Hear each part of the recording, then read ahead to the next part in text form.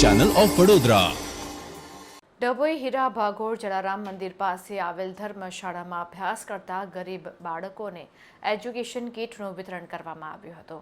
સ્કૂલમાં ગરીબ પરિવારના વિદ્યાર્થીઓ અભ્યાસ કરતા હોય ખાલિદ મહેંદી ફાઉન્ડેશનના પ્રમુખ ચાંદભાઈ બારદાનવાલા નૂર મોહમ્મદભાઈ મહુડાવાલા દ્વારા ફાઉન્ડેશન દ્વારા સંચાલિત શ્રી જલારામ એજ્યુકેશન સેન્ટર ડભોઈમાં અભ્યાસ કરતા 120 જેટલા જરૂરિયાતમંદ બાળકોને એજ્યુકેશન કીટનું વિતરણ કરવામાં આવ્યું હતું।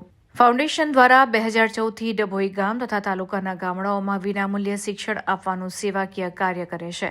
હાલમાં ડભોઈમાં એજ્યુકેશન સેન્ટર પર કુલ 1010 જેટલા જરૂરિયાતમંદ બાળકો વિનામૂલ્યે શિક્ષણ મેળવે છે।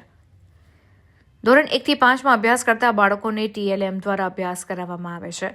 ફાઉન્ડેશન દ્વારા જરૂરિયાતમંદ બાળકોની સ્કૂલ ફી તથા કોલેજ ફી પણ ભરવામાં આવે છે। ફાઉન્ડેશન દ્વારા મહિલાઓના ઉત્કર્ષ માટે પણ કાર્ય કરવામાં આવે છે।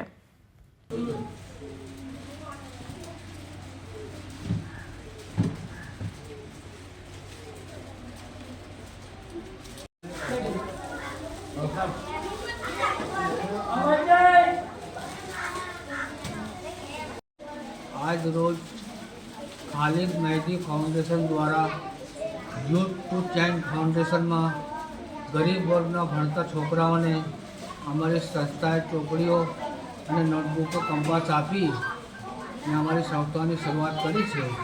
અને આ સંસ્થા જોઈને અમને ખૂબ જ આનંદ થયો અને ડભોઈવાસીઓને હું મેસેજ આપવા માગું છું કે આ સંસ્થાને બની એટલી આગળ વધે એવી મદદ કરતા રહેજો।